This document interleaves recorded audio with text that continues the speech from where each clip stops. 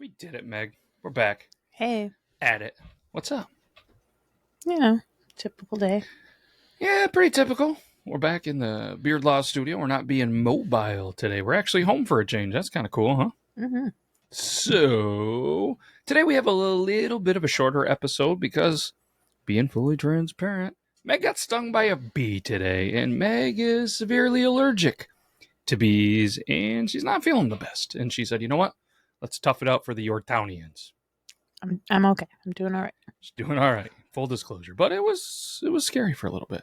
That's what you get for doing a good deed. You were vacuuming an elderly person's pool and got stung by a bee. Yeah. That's your kind of luck. But at least you don't have luck like these unfortunate people in West Virginia. And to be honest, I wanted to do a new state. I wanted to get another one on yourtown.com off the list. I think that would put us at about 25 out of the 50 states. And somebody once sang it, halfway there. Whoa. I'd insert that song, but I do not have rights to it. So we're going to talk about, and I'm going to try not to say it a lot because I'm fairly certain I can't say this, but I've been practicing, the Monongah tragedy. It's a place in West Virginia from West Virginia, and I said it wrong. I do apologize. You probably have more of a twang and say it a little bit different, but we're going to talk into that. We're going to deep dive into America's worst mining disaster. Ooh. Yeah, when I was like, you know what, West Virginia, because I heard that song when there was a punk band that covered, Country Roads. So that West Virginia was in my brain, and then I decided, what was something terrible that people probably don't really know a lot about, myself, Meg included. I've never heard of this. Have you? Mm-mm. In West Virginia. Put 2 and 2 together, you get 12, at least in West Virginia. So I think we do the intro and we jump right into this. What do you think? Let's do it. Should we do it right now? Yeah.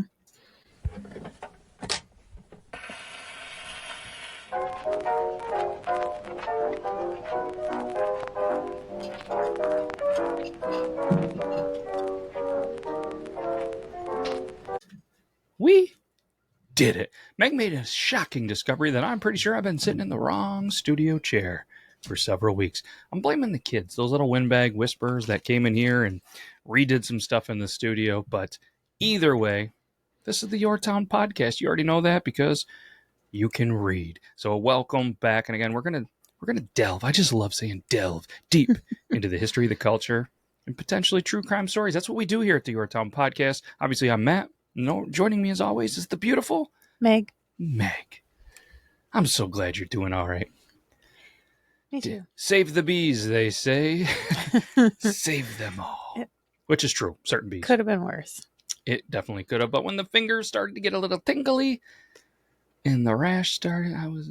But hey. It's a sweat bee, so it wasn't like the worst type. For you. For me. Yep. And boy... Thank goodness for Benadryl. Boy, did it make you sweat.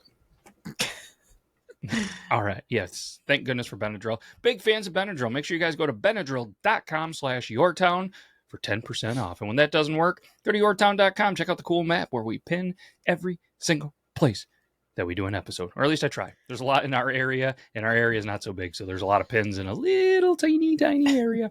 Don't count them. It's probably not accurate. But we are an international podcast. Super excited about that. We've covered multiple countries at this point. All right. So again, we're going to explore, in our opinion, one of, if not the worst tragedies to ever come from West Virginia, the 1907 coal mine disaster. The incident, like we said, if you type into the Googles or Ask Jeeves or Bing or any of the other search engines, what is the worst mining disaster in American history? You're going to hear about this, and it's just unfortunate. But I feel like to fully understand this disaster, we need to kind of paint the picture as if we're Bob Ross. The time, the place, and everything. It's the earliest. It's the earliest 20th century, and it was a period of rapid industrial growth in the United States, and coal was the lifeblood of the progress. And this time, I mean, coal was coal. And I do believe West Virginia is top maybe 10, 15 states in coal production. Probably more than, but I think even potentially still to this day. And, obviously there's rich coal deposits in West Virginia, and it was just the hub for mining activities again in the early 20th century. Said it right that time. So Monongah is a small town in Marion County, and this place was no exception to the boom. The work, the employment, the money coming in because of the coal boom. The town's coal mines were bustling with activity, providing jobs to many, but also exposing workers to significant dangers. Dun, dun, dun. There it is. And I feel like we have done a couple of kind of mining episodes in here, and just there's just a lot of tragedy, but also a lot of wild things in history, and it is a very important piece of history. I mean, engines, trains, all that stuff, they were ran by coal. Houses heated by coal. It was a thing in the day, and sometimes you get disasters like this. And unfortunately too, if it's going to be a time for a disaster, not that any disaster has the right time, but December around the holidays, usually people are working their tail off trying to get some extra money. For the holidays, this happened on December 6th, 1907, and it was seemingly just a normal day. It began for the miners. They wake up, maybe grab the coffee, they go through their normal routine, and they head to work. The men, sometimes even boys, young as 10 years old, descended into the mines for their shifts. It was reported that 420 men in 2 mines were at work, but typically it was much more because the men would often bring their families in there for extra help. Like, bring your kid to work every day. Right. 10:28. Mom too. Or maybe mom, the whole family, everybody.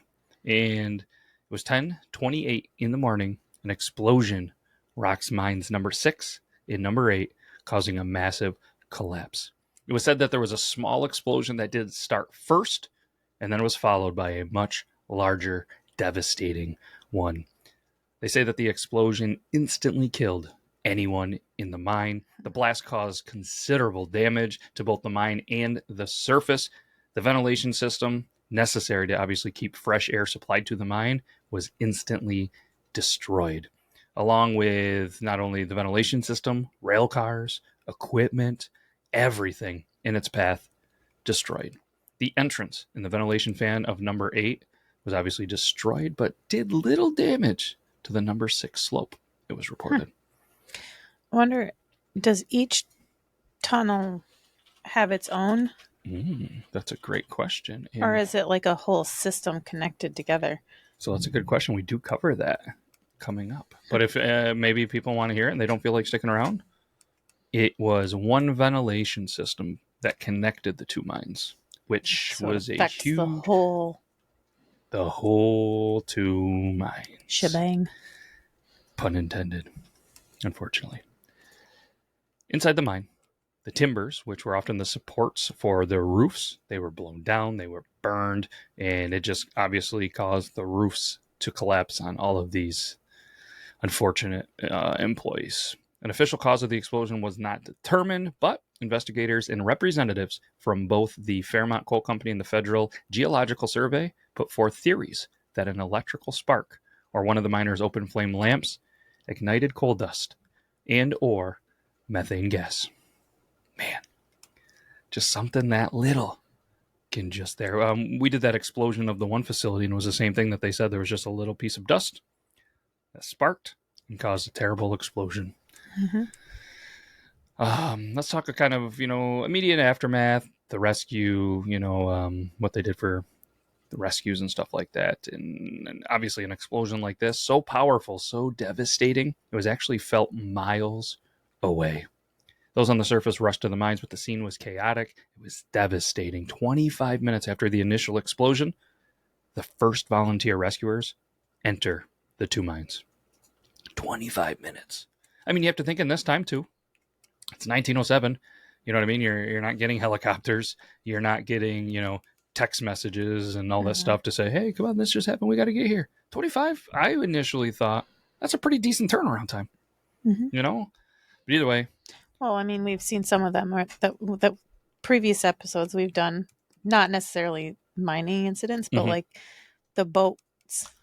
That was like, what, hours and hours? Hours, yeah. And they weren't, nearly as far. I mean, mines are very, very deep in the ground. 25 minutes seems pretty quick. Pretty decent, yeah. I know at first I think people were kind of like, 25 minutes? Well, what took them so long? That's pretty quick. I know places in the area that volunteer firemen can't get to certain scenes for longer than that because they're volunteers, they're busy, they're working. 25 minutes. That impressed me. The primary threats that the volunteers obviously then face is pretty tough. They not only face the danger of potential, more explosions, potential fire, but or toxic fumes, a danger that you can't see.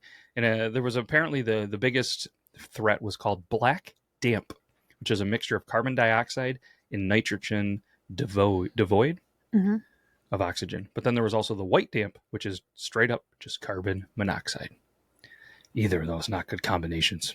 Due to the lack of breathing apparatuses at the time, remember it's 1907, entering these areas was not easy, and it actually limited rescuers to only 15-minute intervals inside the mine. And you have to imagine by the time they get into these mines how deep they probably are. 15 minutes, you got 7 minutes tops to get down there and then get your butt back. Man, in a futile attempt to protect themselves, some miners tried to cover their faces with jackets or cloth, which could potentially filter out particles but not oxygen in the oxygen-depleted environment. The initial explosion and the toxic fume, they probably caused quite a significant infrastructural damage, as we already talked about. Those wooden beams, they were in there, and they're still holding up in a lot of mines. But an explosion, fires, they just don't go there. But the large ventilation fans, which obviously were essential for preventing this toxic gas buildup, they're gone. They're destroyed. And the rescuers, though, they managed to get a fan working in number 6 mine. But the inability to clear gases from the mines further delayed and complicated the rescue and recovery operations. 1 Polish miner was rescued, and 4 Italian miners managed to escape. The official death toll was 362, including the 171 Italian migrants. Other victims were Russians, Greeks, and immigrant workers from Austria, Hungary. The disaster left 216 women widowed, 475 children fatherless, with 31 more children born after the tragedy. Wow, those are some steep numbers. You aren't kidding. The explosion, along with other mining disasters, spurred public demand for stricter mine regulations. In response, Congress established the United States Bureau of Mines in 1910. The Bureau was tasked with investigating and inspecting mines to reduce explosions and minimize the loss of human and natural resources. It also set up field offices to train mine crews, provide rescue services, and investigate disasters. Which, a little too late, obviously, for this community, but at least it didn't kind of go for nothing. It helped, not spark, that's a bad point. It helped fuel, that's probably better. It helped get people their eyes on it and get things fixed for further disasters and everything like that, And it's kind of one thing, too, I have to imagine, as bad as this sounds, this isn't me thinking it, I guarantee you, mine owners and people that did that, yes, they were sad about the loss of life, but the resources, too. With that explosion, the amount of coal, they probably lost a substantial amount of money as well. But nothing, obviously, can replace the life of those families and those big numbers we talked about. But in the wake of the disaster, the community rallies. They come together and they support the families of the victims. Aid poured in from across the country, but the grief and loss were obviously overwhelming. There was a ton of different investigations, and they were not able to uncover the true cause of the explosion, unfortunately. The severity of the disaster provoked a public outcry, which we did talk about, and like I said, the safety regulations that did come from here. But one notable feature that you asked of the mining complex was that number 6 and 8 were connected by a shaft in order to allow both mines to be ventilated from only one entrance. Which this obviously had the effect of placing those mines, both of them, at risk. In the event of an accident that did happen, unfortunately, you could see what would happen. 1 ventilation system, 2 shafts, 1 entrance. I don't know a lot about mining or engineering, but I just feel like that's not the way to go. But technology and studies and stuff were different then. Maybe it seems like that was, unfortunately, the norm. So even after this infrastructural flaw came to light, the Fairmont Coal Company, they didn't disconnect the 2 mines. They left as is. Isn't that wild? Other problems included the use of mechanical and electrical equipment and a failure to adequately water hallways in order to settle dust or to install more adequate dust removal systems. I feel like in the other one too, that all happened. There was the explosion. They get things fixed. They do everything, and then they continually kind of work as is, as if nothing happened. They don't really fix it. Mm-hmm. They didn't upgrade it. That just seems like some tough ownership, in my opinion. Mm-hmm. But today, the community remembers the victims of the 1907 disaster with memorials and annual commemorations. They put in a Monongah statue, the heroine statue, dedicated in 2007, stands as a tribute to the miners and their families. This event, though tragic, is a vital part of West Virginia's history and a reminder of the importance of workplace safety and workers' rights. It's terrible, right? It is.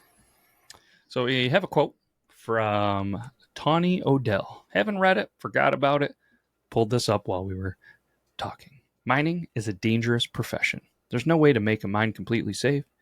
These are the words owners have always used to excuse needless deaths, and the words miners use to prepare for them.